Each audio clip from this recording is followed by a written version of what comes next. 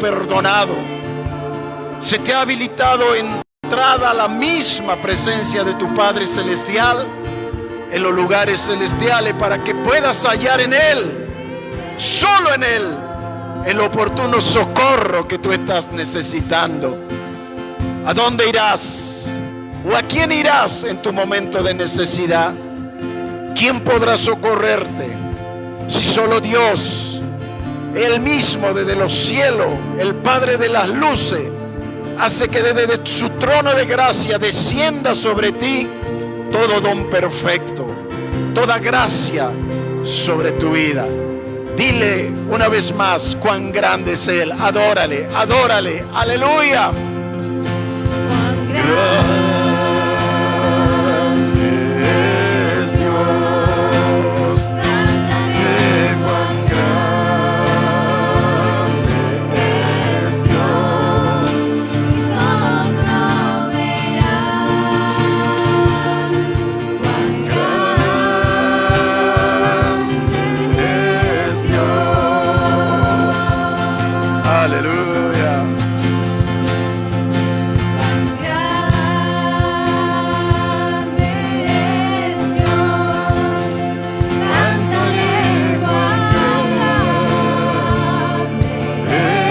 Dios, y todos lo verán.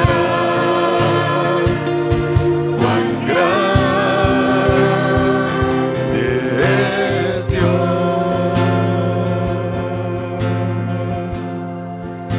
Es fácil decir que tenemos un Dios grande cuando todas las cosas van bien en nuestra vida. Es fácil alabar y adorar a Dios cuando en la familia está todo bien, cuando nuestra economía está bien, cuando nuestros cuerpos están bien, cuando medianamente estamos llevando una vida tranquila. Es fácil. Pero cuán difícil se torna poder adorar a Dios y bendecir su nombre cuando las cosas están en un viento contrario sobre nuestra vida. Recuerdo a aquella mujer, Noemí, que dejó Jerusalén en busca de una ciudad donde pudiera ser prosperada y donde pudiera progresar en todos los ámbitos de su vida, porque justo en Jerusalén había carencia, había necesidades. Y cuenta la historia que esta mujer, después de un tiempo de haber salido de Jerusalén hacia la tierra de Moab, regresó sin marido, sin hijos y en una pobreza extrema. Cuando vuelve a su tierra natal, todo el mundo le pregunta qué había pasado. ¿Qué pasó, Noemí? ¿Qué pasó? Y Noemí da testimonio de su fe, y en medio de todas sus carencias y toda su debilidad y las pérdidas que había tenido, ella llegó a decir: es que el Dios Todopoderoso me afligió.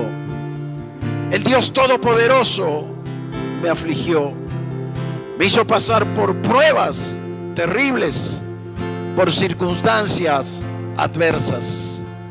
Ella pudo reconocer que todo lo que le había sucedido era parte de un propósito de Dios para la vida de Noemí. Porque junto con Noemí regresó Ruth. Y Ruth es uno de los descendientes en la genealogía de nuestro Señor Jesucristo, quien se casó con Boaz, que es antepasado de nuestro Señor Jesús. Y me hizo acordar también a Job. Job dijo: Dios dio, Dios quitó. Sea el nombre del Señor bendito por siempre, por siempre, por siempre. Por eso, hermanos queridos, tenemos que aprender a adorar a Dios en medio de nuestras terribles circunstancias, en medio de nuestras adversidades. Es cuanto más usted y yo tenemos que adorar y bendecir el nombre del Señor.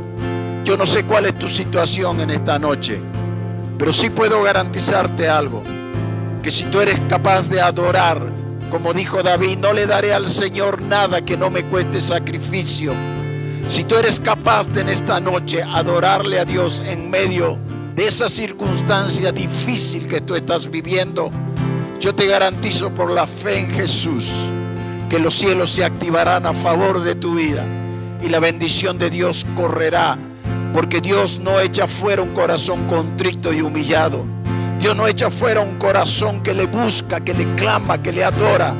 No cuando las cosas están bien, sino cuando las cosas están mal. Porque son en esos momentos cuando lo imposible para ti, Dios comienza a hacer lo posible. Aleluya. Adora al Señor una vez más y dile cuán grande es Él. Aleluya. Adórale al Señor allí, con todo tu corazón, con todo tu ser. Cuán grande es Dios, cantaré cuán grande es Dios, todos lo verán. Cuán grande es Dios,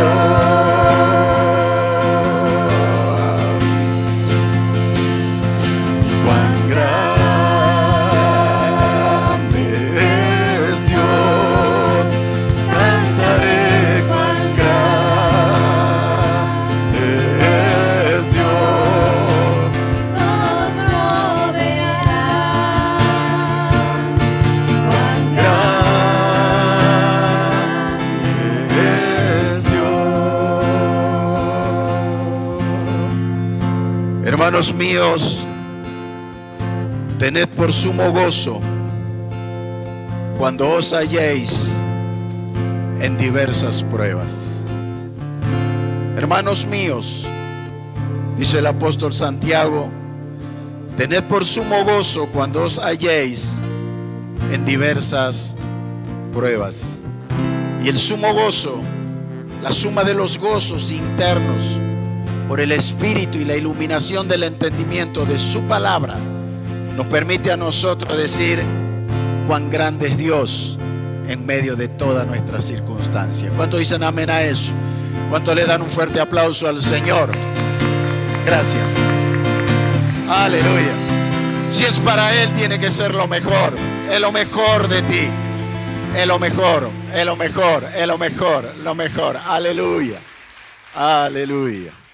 Gloria a Dios. Gracias. Hemos comenzado la reunión alabando y adorando al Señor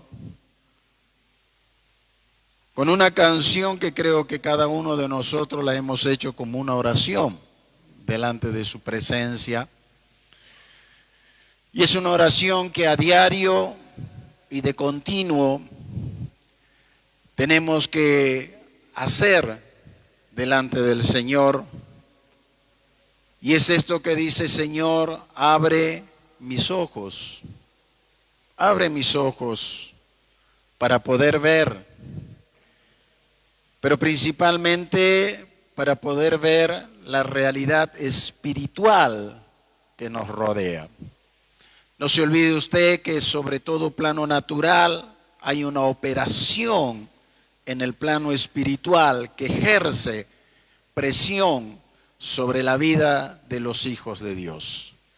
La palabra de Dios dice que nosotros somos espíritu y como hombres y mujeres espirituales tenemos la responsabilidad de juzgar todas las cosas que pasan alrededor de nuestras vidas desde ese Espíritu de Dios que está en nuestra vida y desde el entendimiento y la comprensión de la palabra del Señor. ¿Para qué?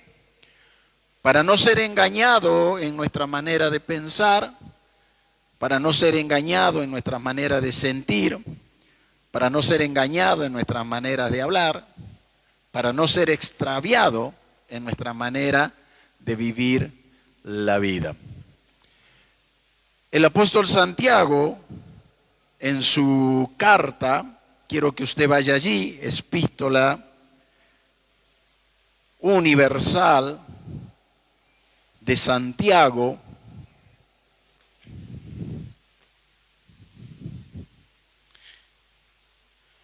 él escribe a las 12 tribus que están en la dispersión. Él escribe a hombres y mujeres que de pronto se encuentran huyendo, escapando de toda la persecución que se inició sobre la iglesia primitiva por causa de anunciar el mensaje de Jesús, por causa de levantar en alto el nombre del Señor Jesucristo. Entonces Santiago se ve en la obligación, en la necesidad de poder escribirle a esa gente. Pero no solamente esa gente en ese tiempo, sino que como su epístola es universal, es aplicable para nosotros en este siglo que estamos viviendo, en este año 2025, porque muchas veces también nosotros corremos el riesgo o el peligro de ser dispersado en nuestra sincera fidelidad a Cristo, a ser dispersado en la firmeza, en la fe que tenemos que tener, ser dispersado en la paciencia que tenemos que tener para ver el cumplimiento de sus promesas. ¿Debido a qué? A que las presiones que hay alrededor de nuestras vidas, a las circunstancias, a las adversidades, a las cosas que nos suceden, son tan fuertes y muchas veces tan negativas ante nuestros ojos, que corremos el riesgo de deslizarnos, que corremos el riesgo de enfriarnos, que corremos el riesgo de enfriar nuestro amor hacia aquel con el que amor eterno nos ha amado y entregado su vida en la cruz del Calvario. Si nosotros no aprendemos a discernir y a entender qué es lo que nos está pasando y por qué las cosas están sucediendo a nuestra vida, alrededor de nuestra vida, como le dije hace rato, corremos el riesgo de criticar, de murmurar, de enfriarnos, de abandonar la fe, de renunciar al cristianismo, o de pronto, ¿no es cierto?, tomar distancias con las cosas del Señor, precisamente porque no entendemos lo que nos sucede, qué es lo que nos pasa. Y en la vida todo lo que pasa se resume en dos palabras: pruebas y tentaciones. Pruebas y tentaciones. Y qué importante es que usted y yo podamos diferenciar lo que es una prueba para nuestra vida y lo que es una tentación para nuestras vidas. Es algo que es fundamental, porque muchas veces nosotros, ¿no es cierto?, confundimos, y al confundir lo que es una prueba con una tentación, muchas veces nosotros confundimos el origen de la misma y no comprendemos cuál es el propósito por el cual estamos pasando por una de estas dos situaciones. Entonces Santiago, ante esa necesidad de la gente que está huyendo, escapando por la persecución, el Espíritu Santo le permite escribir la siguiente porción en la Escritura, y que es la que en esta noche vamos a reflexionar en este lugar. Prueba o tentación. Pruebas o tentaciones, ¿sí?, para cada uno de nosotros. Santiago capítulo 1, por favor.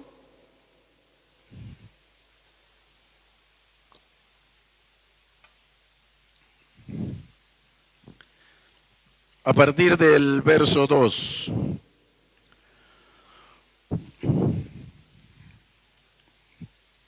Hermanos míos, Casa Va Padre, amigos que nos escuchan, que nos miran por las redes, tened un imperativo, una orden. Tened. No hay otra. Tened. por sumo gozo cuando os halléis en diversas pruebas. ¿Cuántas pruebas? ¿Cuántas pruebas? Diversas. Diversas. Cuando te halles en diversas pruebas, el apóstol dice, tienes que tener. ¿Y qué tienes que tener? Sumo gozo.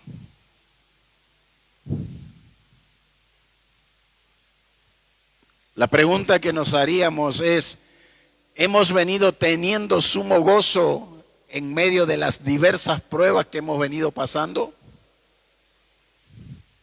Eso lo vamos a contestar al final. Verso 3 dice, sabiendo que la prueba de vuestra fe. ¿A quién apunta la prueba? ¿A quién apuntan las diversas pruebas? ¿A quién? A la fe. ¿Qué es fe? Certeza y convicción de que tú tienes un Dios que es grande.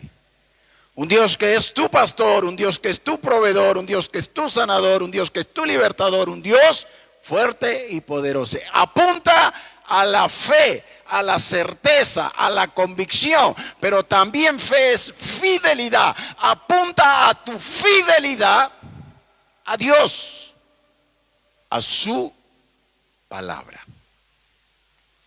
No es contra ti,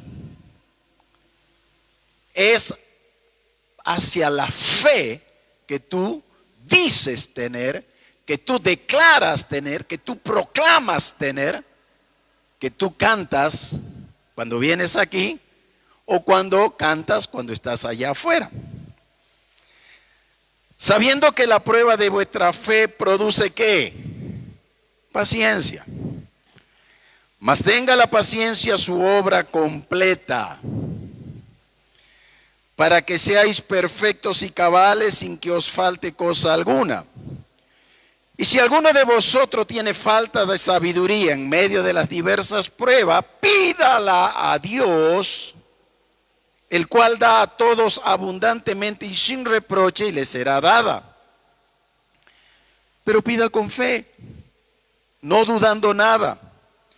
Porque el que dude es semejante a la onda del mar, que es arrastrada por el viento y echada de una parte a otra.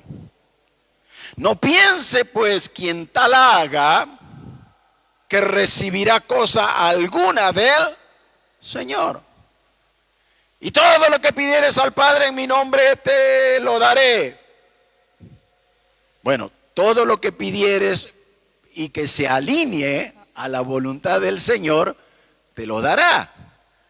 Porque si tú pides con duda, con temor, con incertidumbre, por más que pidas en el nombre de Jesús, no te será dada respuesta desde el cielo.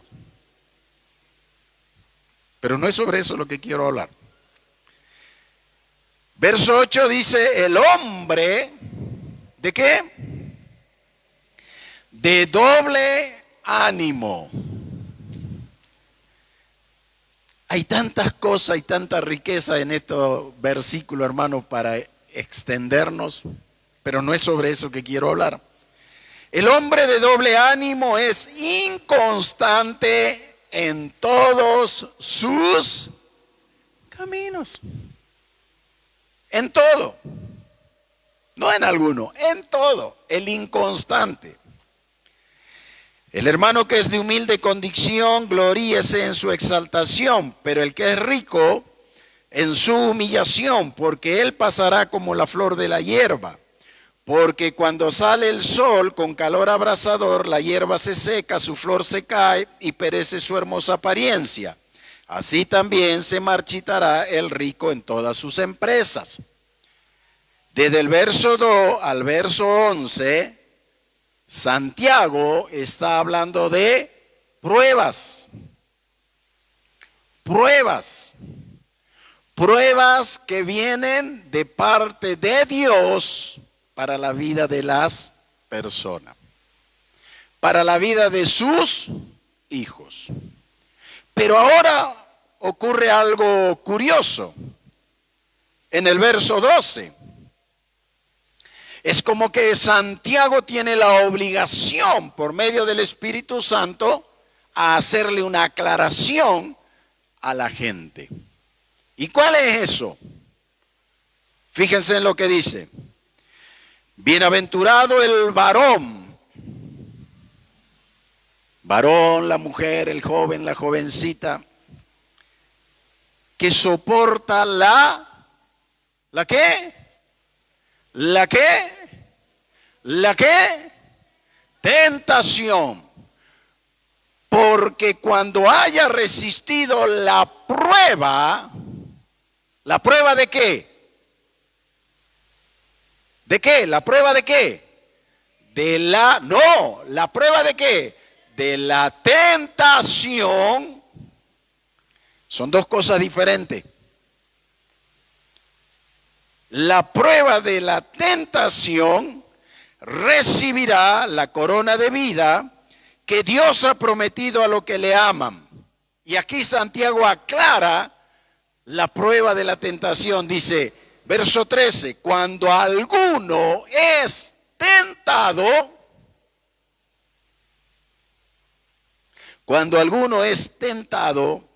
no diga que es tentado de parte de Dios, porque Dios no puede ser tentado por el mal, ni Él tienta a nadie. Dios no produce tentación, Dios produce pruebas. Ah, bueno, pastor, pero ¿y la tentación quién la produce? ¿De dónde viene?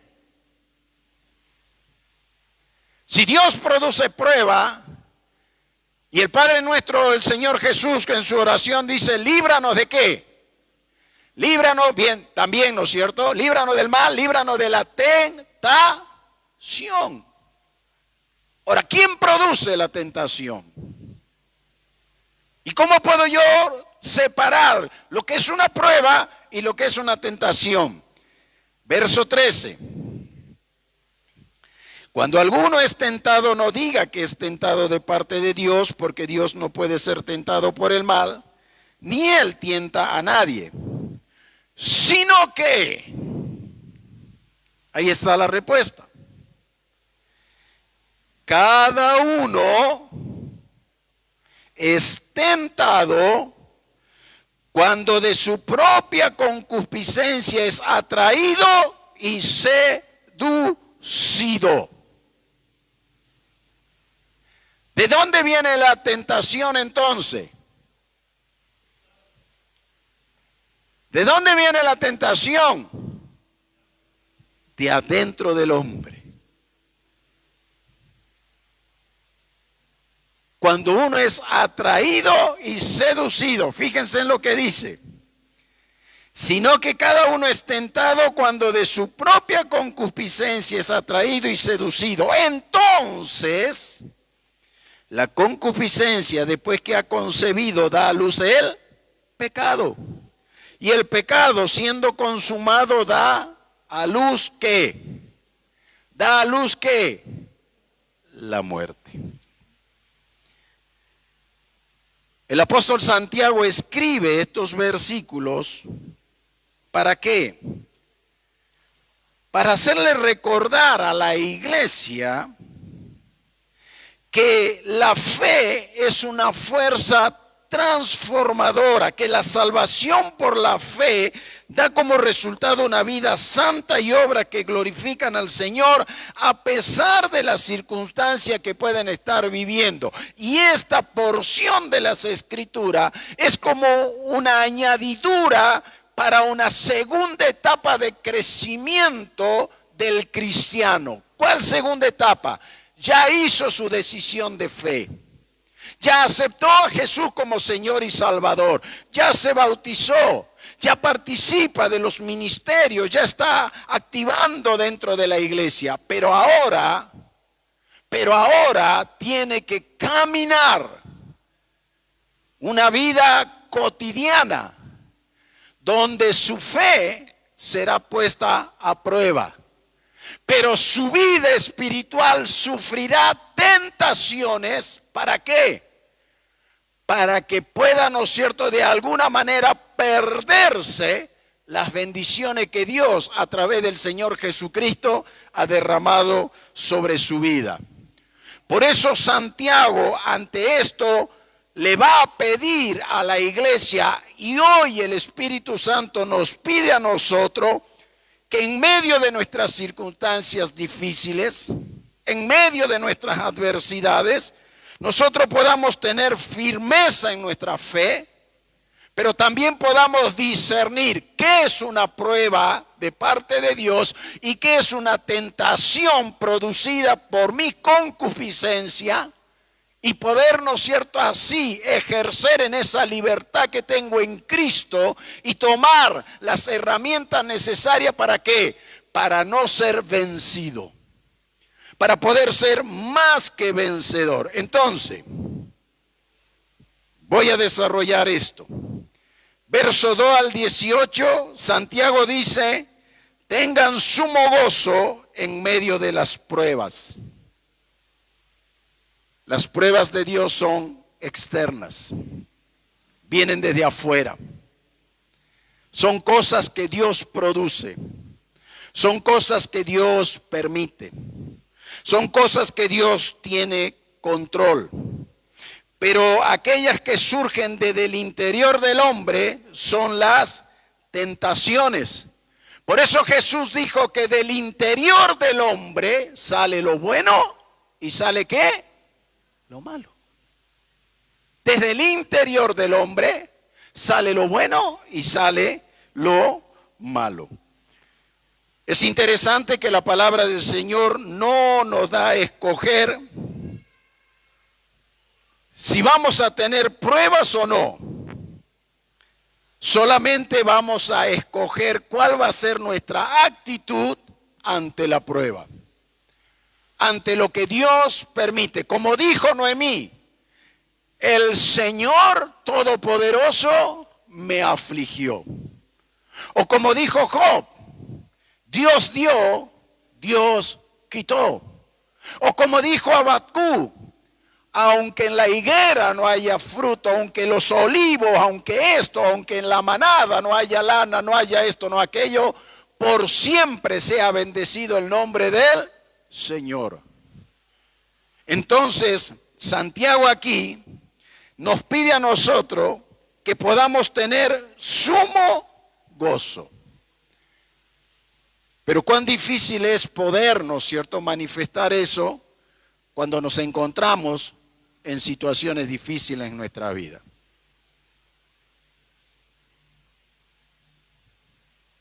Nuestra impaciencia por ver a Dios obrar y resolver rápido el problema que nosotros tenemos hace que muchas veces nuestro corazón desfallezca, hace que caigamos en el desánimo, hace que caigamos en la desesperación.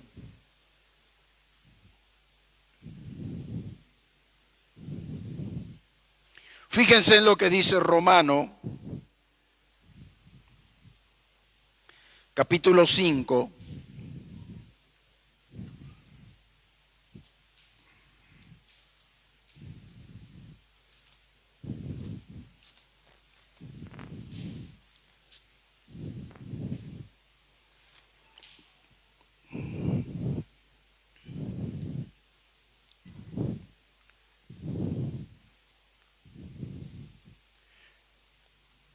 A partir del verso 3 al verso 5 dice lo siguiente: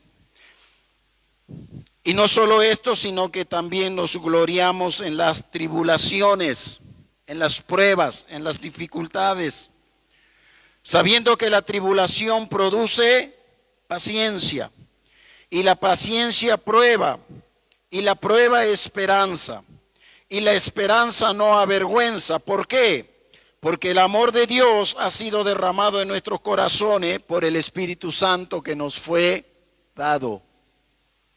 La prueba tiene un propósito y es formarte a imagen y semejanza de nuestro Señor Jesucristo.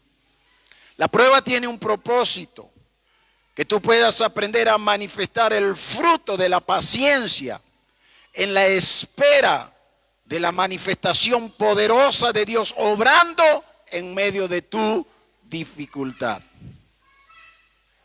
La prueba produce en tu vida esperanza, sabiendo que lo que espera está fuera de ti y que solamente el Dios de cual desciende toda dádiva, toda gracia, todo don perfecto, puede y debe de alguna manera por el amor en Cristo satisfacer esa necesidad que tú tienes. ¿Por qué? Porque tú esperas con paciencia, como dijo David, pacientemente esperé al Señor, Él oyó mi oración y se inclinó hacia mí. Fíjense en lo que dice Primera de Pedro, capítulo 1.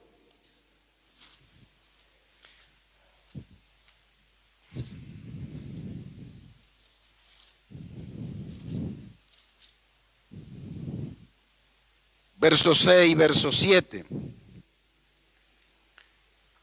Hablando de las pruebas en la cual Santiago dice que tenemos que tener sumo gozo. En lo cual vosotros os alegráis, aunque ahora por un poco de tiempo, si es necesario, tendréis que ser ¿qué? Tendréis que ser ¿qué? Afligidos ¿en qué? En diversas pruebas. Dios produce, Dios permite, Dios genera la aflicción sobre tu vida. Jesús dijo, en el mundo tendréis aflicciones. ¿Sí o no? Pero confiad, dijo, porque yo he vencido al mundo. Confiad, porque yo he vencido al mundo. Verso 7. Para que sometida a prueba vuestra fe, mucho más preciosa que el oro, el cual aunque perecedero se prueba con fuego, sea hallada en alabanza, gloria y honra cuando sea manifestado Jesucristo. ¿Cómo debe ser hallada tu fe entonces en el momento de la prueba? ¿Cómo debe ser hallada? En alabanza, en gloria y en honra al Señor.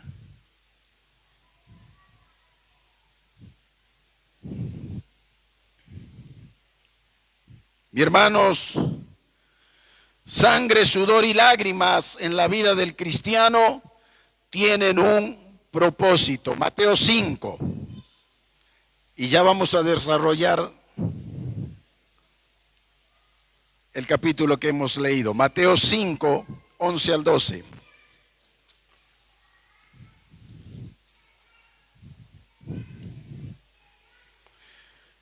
Bienaventurados sois cuando por mi causa os vituperen y os persigan y digan toda clase de mal contra vosotros mintiendo.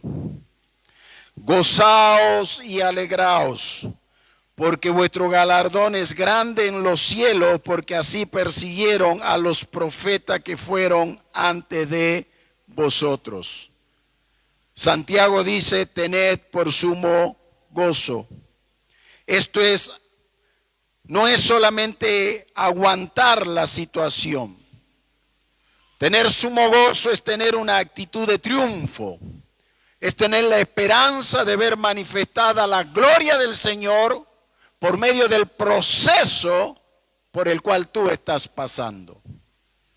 Es tener la certeza y la convicción de que Dios tiene control de todas las cosas. Y que eso que está operando y ha venido sobre tu vida de una manera inesperada, Dios tiene el control y tiene el poder y la capacidad para utilizarlo para cumplir su propósito en tu vida. Así como en la vida de Noemí. El propósito de Noemí fue que pudiera volver con Ruth y que Ruth se casara con Boaz y que de ahí viniera el descendiente de nuestro Señor Jesucristo. La prueba de nuestra fe fortalece nuestra paciencia. Fíjense en lo que dijo Lucas 21:19. el Señor Jesucristo. Lucas 21, 19.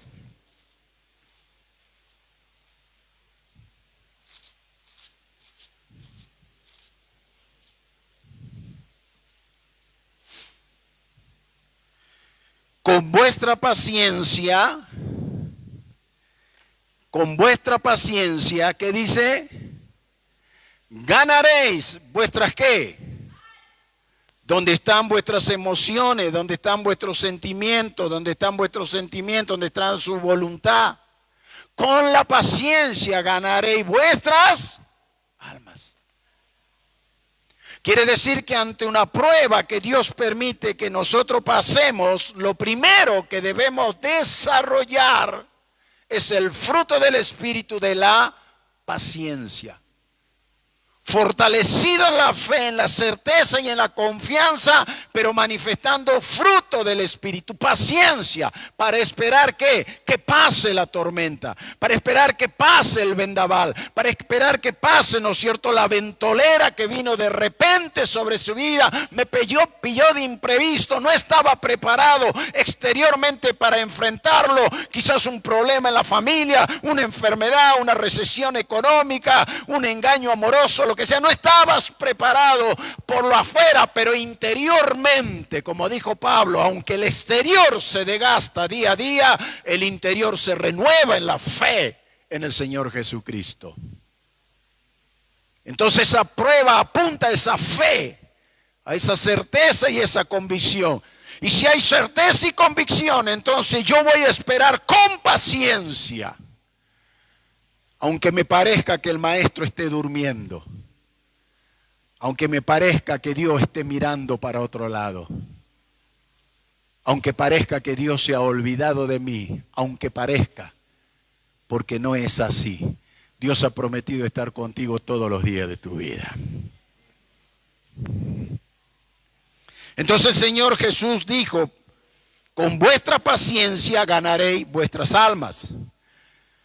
Entonces, si lo aplicamos al revés, en medio de las pruebas, nuestras impaciencias hacen que nuestra alma se turben, se angustien, se depriman, se enferme. ¿Entiende?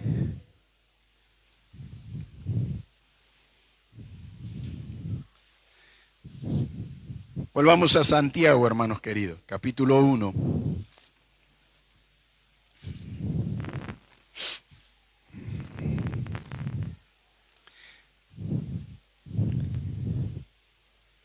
Del verso 2 al verso 12, Santiago nos habla en esta noche de pruebas santas o problemas enviados por Dios y que ponen a prueba la realidad de nuestra fe y van a producir una mayor identificación con Cristo.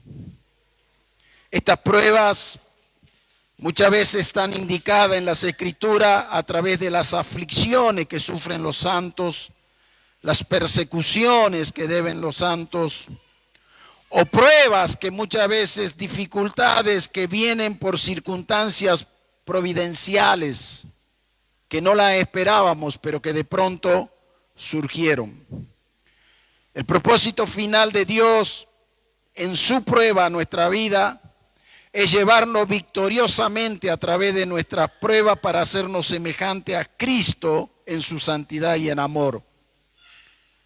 Pero del verso 13 al 17, Santiago habla sobre las tentaciones impías que surgen desde dentro del hombre y que conducen al pecado. La tentación siempre buscará destruir tu comunión con el Señor. Por eso es importante poder separar lo que es una prueba de lo que es una tentación. La prueba de parte de Dios. La vida cristiana está repleta de problemas. A veces los problemas vienen de a uno y a veces vienen en enjambre. Pero los problemas en la vida diaria son inevitables. Entonces, Santiago nos haría una pregunta. ¿Qué es lo que tú haces cuando te hallas en diversas pruebas. Él te pide que tú tengas sumo gozo, pero realmente, cuando viene una prueba de parte de Dios para tu vida, ¿qué es lo que tú haces? Hebreos 12:5 podría ser una reacción. Fíjense en lo que dice.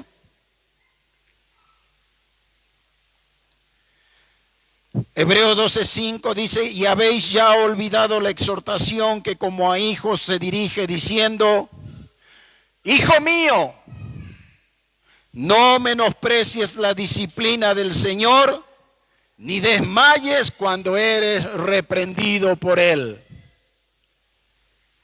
Puedes ante la prueba rebelarte ante lo que Dios está permitiendo que tú estés pasando. En manera personal, en manera familiar, en algunos aspectos de tu vida. Tú puedes rebelarte ante eso. Pero el apóstol allí en hebreo dice: no menosprecies la disciplina del Señor. No menosprecies la enseñanza que el Señor te está dando a través de ese proceso por el cual tú estás pasando. Es algo que Él te quiere enseñar. Por eso cantábamos al principio: Señor, abre mis ojos. Abre mis ojos. Para poder ver, ¿no es cierto?, qué es lo que tú estás queriendo hacer en medio de esta prueba a la que tú me estás sometiendo. A la que tú estás sometiendo la fe que yo declaro tener. Esa fe que a mis amigos, a mis compañeros, a mis familiares que no te conocen, yo se los proclamo. Señor, ahora yo quiero entender qué es lo que tú estás queriendo hacer conmigo. O puedes rebelarte y decir: pero ¿por qué? Si soy tu hijo, si te sirvo, llevo 20 años en la iglesia, predico tu palabra y hago esto y esto. ¿Y por qué? ¿Por qué tengo que pasar por esta situación? ¿Por qué me tienes que llevar por este desierto? ¿Por qué tienes que disciplinarme? ¿Por qué tienes que corregirme? ¿Por qué?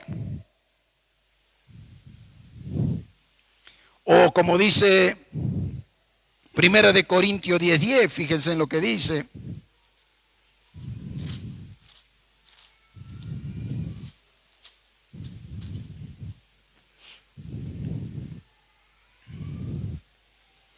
Ni murmuréis como algunos de ellos murmuraron y perecieron por el destructor.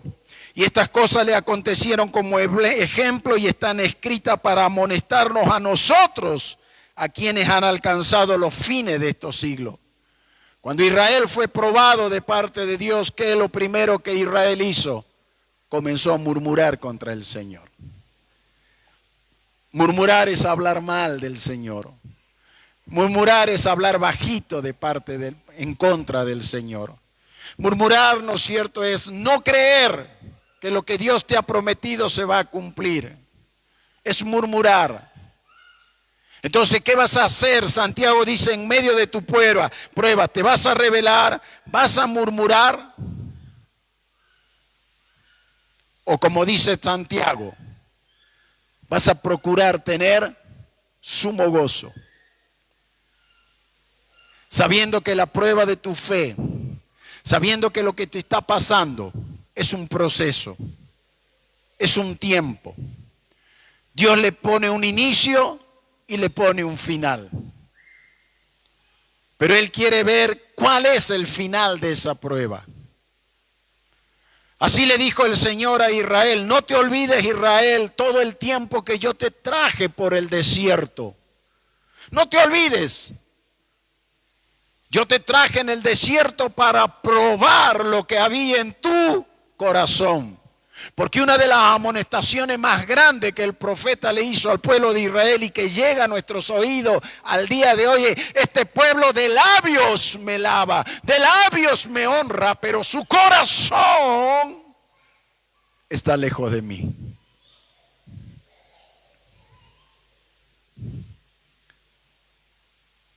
Y eso en medio de las pruebas donde nosotros tenemos que aprender a adorar, ya no de labios, sino de corazón. Corazón contrito y humillado, Dios no lo echa fuera. Un corazón que busca al Señor es un corazón que vivirá. O bien podemos, como dice Hebreos 12:1, fíjense por favor lo que dice allí. Multimedia, ¿están pasando los versículos? Sí, bien ahí. Hebreo capítulo 12, verso 1.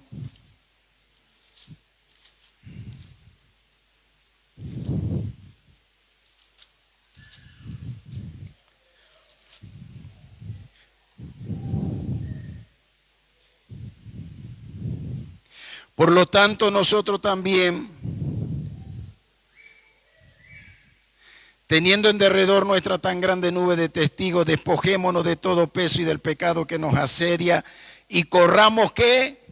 Con paciencia la carrera que tenemos por delante. Seamos ejercitados por medio de la fe en la paciencia para continuar corriendo hacia la meta que tenemos por delante. Y si nosotros tomamos esta opción, entonces lo que Santiago dice, tened por sumo gozo cuando os encontréis en diferentes tipos de pruebas, será posible en cada una de nuestras vidas.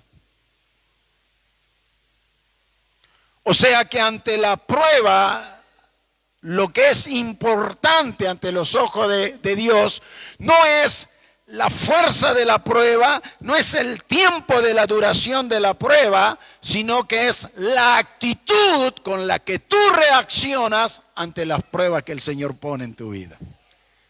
¿Cuál es tu actitud? ¿Cuál es tu pensamiento? ¿Cuál es tu manera de hablar? ¿Cuál es tu manera de vivir?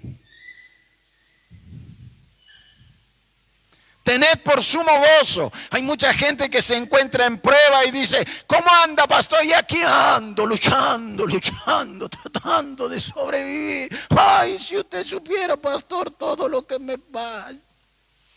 Deja de buscar la autocompasión, deja de buscar la autoconmiseración, déjate de fijarte en ti mismo, en tu situación. Pon tus ojos en Jesús, autor y consumador de la fe. Fortalécete en el poder del Señor, toma de la palabra, bebe del Espíritu Santo y ten sumo gozo sabiendo que ese proceso servirá para producir un propósito de Dios para tu vida y la vida de los que están a tu alrededor.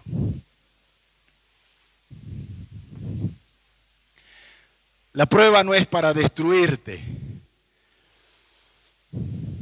La prueba es para promocionarte. Llevémoslo al plano natural en la escuela. Bueno, dice, vamos a tener una evaluación. El que aprueba pasa de curso, dice, ¿sí o no?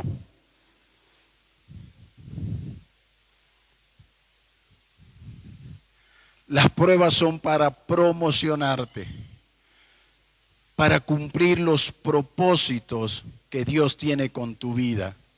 Y como muchas veces nosotros no vemos y no entendemos los propósitos de Dios, porque sinceramente somos ciegos muchas veces a las cosas de Dios, por eso Santiago dice, si te falta sabiduría, pídesela al Señor. Pídele entender, ¿sí?, qué es lo que está pasando, qué es lo que está aconteciendo y cuál será el resultado final de la situación por la que vos estás atravesando. Jesús mismo dijo, Señor, he orado, mas tú has dicho que no hay manera que pase de mí esta copa, así que voy a la cruz. El apóstol Pablo dijo, Señor, 3 veces he orado que me sanes y me has dicho que no, entonces, Señor, me voy a fortalecer en tu gracia para que en mi debilidad tu poder se perfeccione. Y seguir adelante.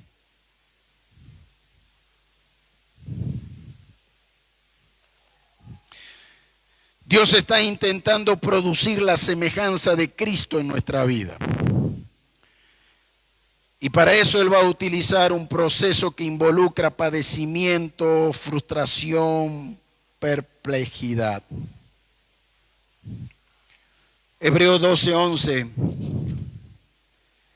Fíjense en lo que dice el escritor. Es verdad que ninguna disciplina al presente parece ser causa de gozo. Ninguna prueba. Ningún proceso que Dios haga en tu vida en el presente parece ser causa de gozo, sino ¿de qué dice? De tristeza. Pero, después, esta disciplina, esta prueba, da fruto apacible de justicia a los que en ella han sido ejercitados. La prueba es un ejercicio de tu fe. La prueba es un ejercicio de tu madurez cristiana. La prueba es para determinar delante de la presencia del Señor lo que verdaderamente hay en tu corazón con respecto a lo que Él es, no a lo que Él te da, a lo que Él es. Él es Dios, Él es el yo soy, Él es el alfa y el omega, Él es el principio y el fin, Él es el Padre de la luz, Él es.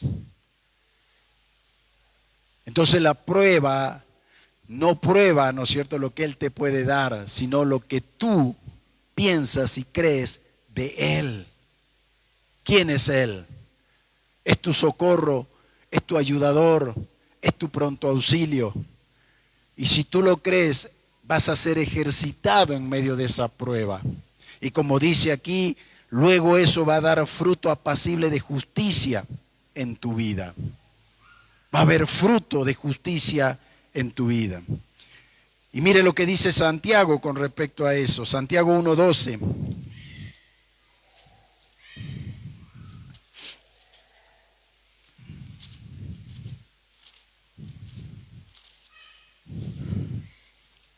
¿Ya lo tienen?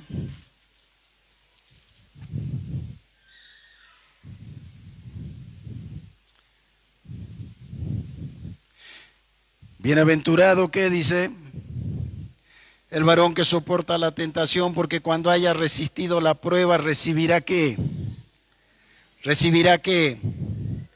Recibirá la corona de justicia, la corona de vida que Dios ha prometido a los que le aman. Hermano querido, la corona de vida es algo que el Señor te va a dar cuando tú vayas al tribunal de Cristo.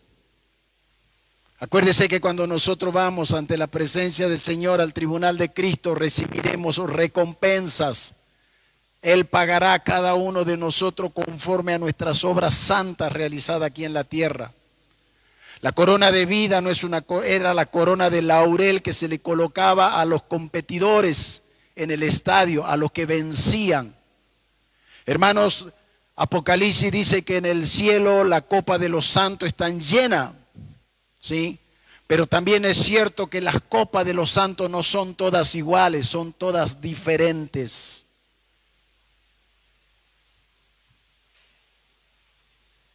El resistir la prueba tiene una bendición, tiene recompensa, no solamente aquí, donde tu carácter se forma a imagen y semejanza de Jesucristo, sino allá, cuando el Señor comience a dar la recompensa a todos sus hijos, sus siervos. Por eso es importante que tú aprendas a discernir lo que es una prueba del Señor para tu vida. ¿Qué podría ser una prueba del Señor para tu vida? A ver, un ejemplo. ¿Qué podría ser? ¿Qué podría ser una prueba? Una enfermedad grave, una enfermedad terminal. ¿Qué más? Perder el trabajo. Es algo que tú no lo esperas. Es algo que tú no lo buscas. ¿Sí o no? Es algo que de pronto viene sobre tu vida. Es algo que aparece de golpe. Entonces, ante eso que aparece de golpe en tu vida, ¿cuál es tu actitud? ¿Cuál es tu reacción? Desesperación, angustia, murmuración, queja, autocompasión, autoconmiseración, o tienes una actitud de espera y de fortalecerte en el Señor, sabiendo que si Dios la inició, Dios la va a terminar. Porque aquí la palabra del Señor dice que ante toda prueba, Él siempre tiene ¿quién tiene la salida? El Señor. ¿Quién tiene la salida de tu prueba? No el pastor, no la iglesia, no el banco, no tu familia, el Señor. ¿Cuándo? Cuando se cumpla el proceso que el Señor quiere que se cumpla en tu vida.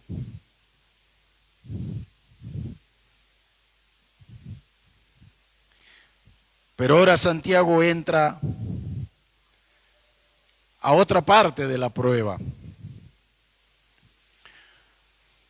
Porque también hay muchas cosas que pasan en nuestra vida que no son cosas que Dios produce. Pero uno de los atajos más rápidos de que nosotros hacemos es echarle la culpa a los demás. Esto me pasa por aquel, por esto, por el país, por la economía, por mi padre, por esto. O sea, somos especialistas en deslindar responsabilidades de males que nos están pasando. Porque hay muchos males que nos pueden estar pasando, hermano querido, que no son parte de la prueba de, porque el Señor lo permitió, porque el diablo. No, hermano. Entonces Santiago quiere aclarar esta situación. Él va a hacer hincapié ahora en la responsabilidad personal. Porque como dice la palabra, todo lo que el hombre siembra, ¿eso qué? Todo lo que el hombre siembra, ¿eso qué? Si sembramos para el espíritu, vamos a recibir bendición. Pero si sembramos para la carne, vamos a cosechar corrupción. Entonces Santiago quiere aclarar esto y nos quiere aclarar a nosotros también. ¿Para qué? Para que nos hagamos responsables de nuestros propios males. Hay cosas que hoy vos podés estar sufriendo por tus decisiones, por tus metidas de patas, por tus arrebatamientos, por tus apresuramientos.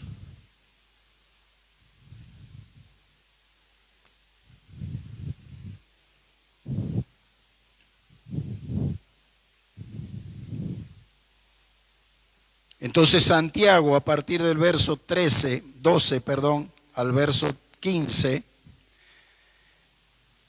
él va a exponer en estos versículos lo que podríamos llamar el llamado interno a pecar,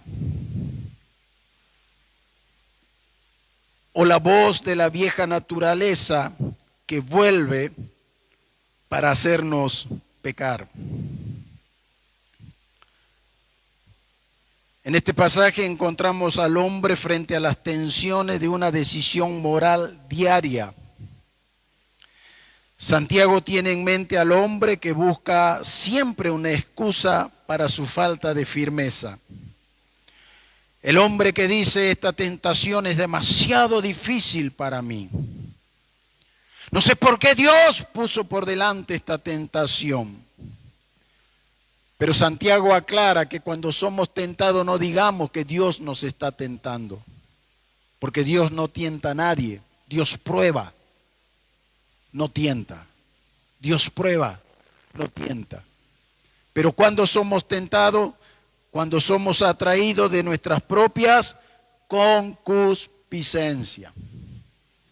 Verso 1:14, fíjense en lo que dice, sino que cada uno es tentado cuando de su propia concupiscencia es atraído y seducido. Concupiscencia es el deseo de hacer lo malo.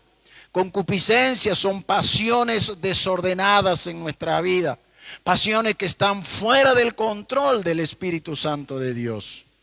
Por eso el Señor Jesús en algún momento dijo, si tu ojo es ocasión de pecar, ¿qué dijo? Sácatelo. Si tu mano es ocasión de pecar, córtatelo. Es mejor entrar ciego y manco al reino de los cielos que con todo tu cuerpo entero ser condenado al infierno. Eso no está hablando de mutilación, hermano, ¿no? No es que usted ahora mañana, porque usted con su mano peca, va ahí, se va a cortar la mano y va a decir, el pastor dijo, la palabra dice. El Señor dice que tenemos que tener dominio propio sobre esas cosas. Mis ojos me atraen a pecar, mi boca me atrae, mi corazón me atrae. Desde mi interior siento el deseo, siento la necesidad. Soy seducido. La palabra es interesante, busqué ahí la palabra concupiscencia. Y la concupiscencia, dice, un autor decía, es asemejada a una mujer que exhibe sus encantos y seduce a sus víctimas. Entonces cada uno es tentado por esa imagen. Esa imagen produce en el hombre deseos viles, deseos y apetitos impuros. Ahora la pregunta es, ¿somos inermes ante esa tentación? ¿No podemos hacer nada ante la tentación que viene sobre nuestra vida? ¿Estamos indefensos ante la tentación? Y Dios le dijo a Caín, Caín, en tu corazón y en tu mente, tu pasión interna te dice, mata a Abel, destruye a Abel, véngate de Abel, mátalo. No puede ser que él sea el favorito y vos seas el segundo. Había un sentimiento homicida en Caín y batallaba en su interior, pero el Señor le dice, aunque ese sentimiento está ahí ebulliendo, ¿no es cierto?, quiere salir, yo te voy a dar una noticia, Caín, dice, tú tienes poder sobre ese pecado. Tú tienes poder sobre ese pecado. Tú vas a determinar si eso sale o no sale.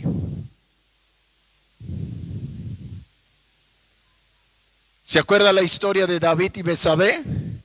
¿Sí o no? Betsabé estaba allá, David estaba aquí en el palacio y la vio a Betsabé. Entonces su pasión interna de querer poseer a esa mujer, y no le importó que tuviera marido, no le importó que fuera mujer de otro hombre, no le importó nada. Él orquestó todas las cosas porque sus pasiones eran fuertes. ¿Y qué hizo? Cometió homicidio, cometió adulterio. ¿Sí o no? Fue atraído de sus pasiones. ¿Podría haber vencido David? Sí, porque David era un hombre conforme al corazón de Jehová, era un hombre que tenía el Espíritu Santo de Dios en su vida. Pero no le dio lugar al Espíritu, sino que se dejó seducir por los deseos de su carne. ¿Y cuántas veces nos pasa a nosotros así aquí en la tierra? Somos seducidos por la vanagloria de la vida, los deseos de los ojos, los deseos de la carne. Y sabiendo lo que el Espíritu dice y sabiendo lo que la palabra dice, sabiendo que todas las cosas me son lícitas, pero no todas me convienen, yo me dejo seducir, me dejo atrapar y doy rienda suelta a mi pasión. Y una vez que mi pasión da rienda suelta, se traduce en pecado. Y el pecado, una vez que ha dado a luz, produce muerte en nuestras vidas. Produce muerte. Se rompe la intimidad, se rompe la comunión con el Señor. El pecado destruye familia, el pecado destruye la vida de los jóvenes, el pecado destruye la vida de la mujercita, el pecado destruye. Pero para que el pecado se consuma, primeramente algo tiene que haber pasado dentro de mí.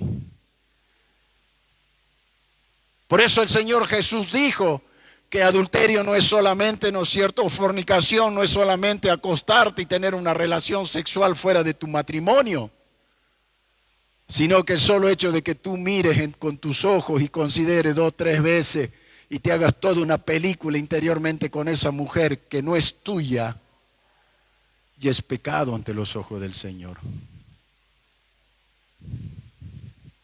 La vara es alta. Porque la santidad de Dios no se negocia, mis hermanos queridos.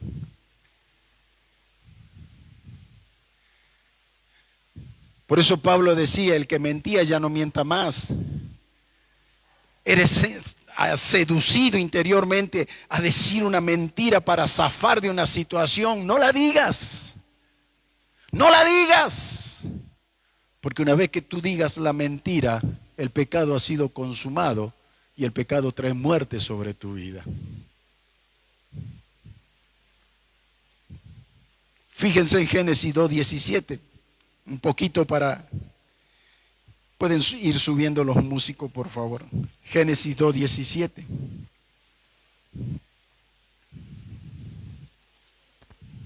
Génesis 2:17.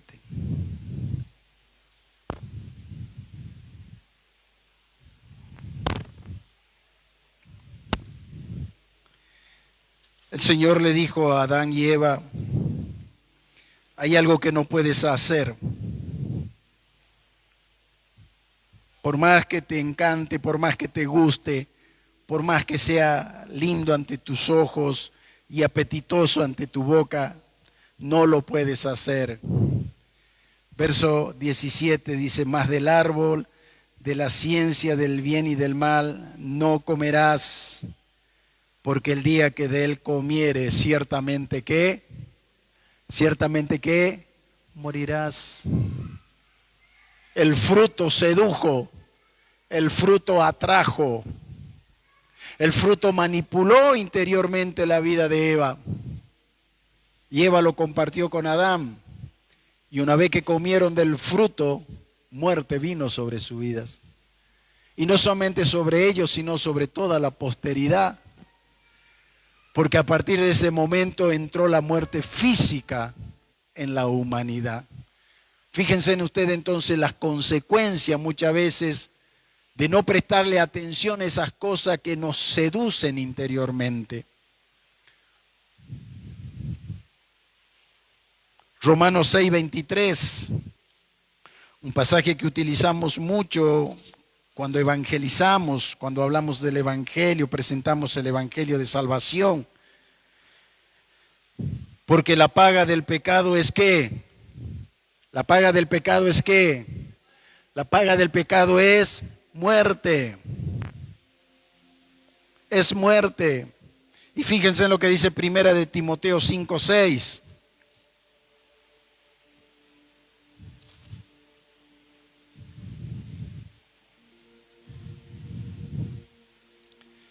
Hablando de las viudas. Pero la que se entrega a los placeres, a las concupiscencias, a las pasiones desordenadas en su vida, la que se entrega a los placeres, viviendo, ¿está qué? Está muerta.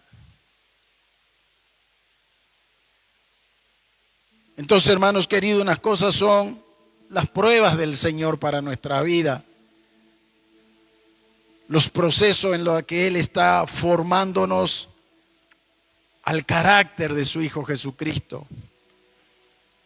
Y otras cosas son las tentaciones propias que sufre nuestra vieja naturaleza a diario. Por eso la palabra del Señor dice, velad y orad en todo el tiempo, porque vuestro adversario, el diablo, anda como león rugiente buscando a quién devorar. ¿De qué manera yo, ¿no es cierto?, puedo realmente, ¿no es cierto?, estar protegido y cuidado contra estas tentaciones que a diario van a venir? Que a diario van a aflorar en mi mente y en mi corazón. Solamente velando, estando en guardia, estando vigilante, estando atento y orando al Señor, pidiéndole que me dé la fuerza, la sabiduría, la inteligencia, el discernimiento, la capacidad para decirle no al pecado. Y no te hablo de pecado solamente de adulterio, fornicación y otras cosas grosas que podríamos llamar. Te hablo simplemente de cosas simples y pequeñas, pequeñas zorras que pudren tu viña. El desánimo viene de adentro. El enfriamiento de tu amor hacia el Señor viene de adentro. Tu falta de ganas de orar viene de adentro.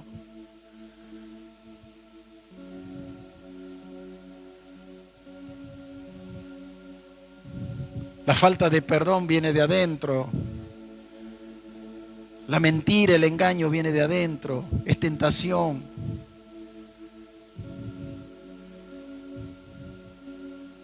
Y si vos le das lugar a esas cosas, estando vivo vas a estar muerto.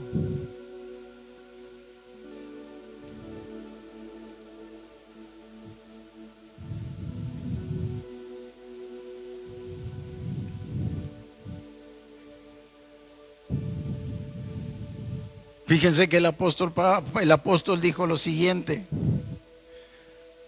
cuando te vayas a orar, hablando de la familia, el matrimonio, más vale que estés bien con tu esposa, o esposa, más vale que estés bien con tu marido.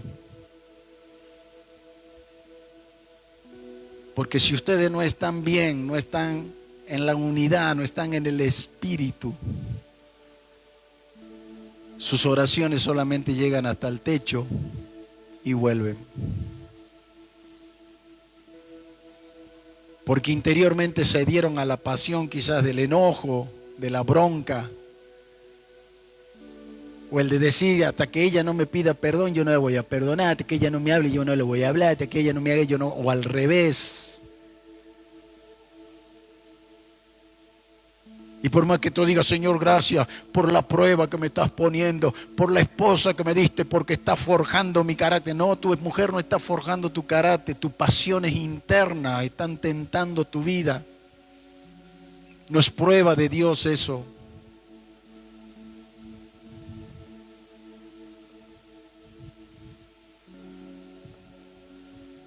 Alguien en chiste dijo alguna vez: el Señor Jesús dijo: toma tu cruz y sígueme. ¿Y quién apareció? Tu mujer, dice. ¿Ah? Tu mujer no es tu cruz. Tus hijos no son tu cruz.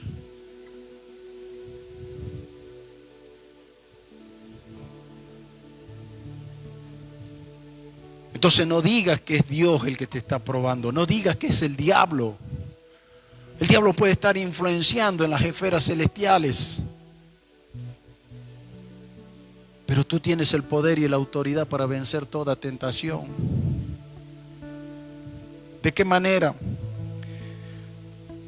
Filipenses 4:8 dice: piensa en todo lo que es verdadero. En medio de tu tentación, piensa en lo que es verdadero.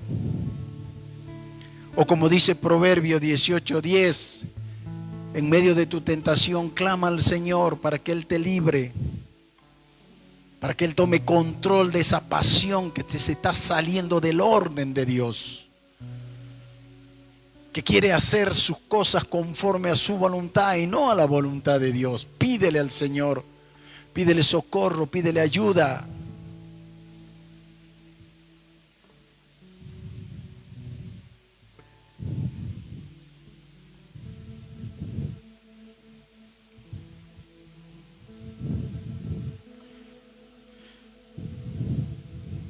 Un día la palabra del Señor, por medio de la predicación de alguien, por medio del mensaje de alguien, esa palabra nos ha llevado a Dios. Entonces hoy que nosotros estamos en Dios y que caminamos en Dios, debemos continuar siendo guiados por la misma palabra que un día hemos creído. Es necesario que cultivemos un espíritu abierto, sensible a la palabra de Dios y a la guía de su Espíritu Santo. Porque solamente a través de ese camino es que tú y yo vamos a poder encontrar el verdadero progreso en todas las áreas de nuestra vida, espiritual, física y almática. Aprendamos a discernir en los tiempos que estamos viviendo qué es prueba de Dios y abracemos las pruebas de Dios y nos gocemos y nos alegremos en las pruebas de Dios. Pero también aprendamos a discernir lo que es tentación en nuestra vida para rechazarlas en el nombre del Señor Jesús. A no darle lugar en nuestras vidas. Sé santo porque yo soy santo, dice el Señor. Seamos santos en toda nuestra manera de vivir. Analicemos nuestra vida. Esto lo que yo hoy estoy viviendo es parte de la prueba del Señor. Dios me está probando. Gracias, Señor. Esto de lo que yo estoy pasando es por causa de mi concupiscencias, de mis pasiones. He sido seducido por las cosas de este mundo. He sido seducido por espíritus de engaño. He sido seducido y estando dando lugar a esas cosas hoy. En el nombre de Jesús, renuncia a esas cosas. Vuélvete al Señor. Y aprende a caminar, velando y orando en todo tiempo y en todo lugar. Termino con Santiago 1:16.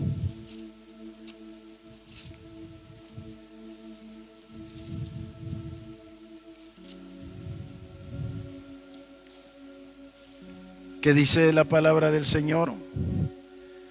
Amados hermanos míos, ¿qué dice? No erréis. La prueba te hace semejanza de Cristo. La tentación consumada en pecado trae muerte espiritual sobre tu vida. Ahora que sabes estas cosas, no erres. Cierra tus ojos, por favor. Cantemos cuán grande es el Señor una vez más.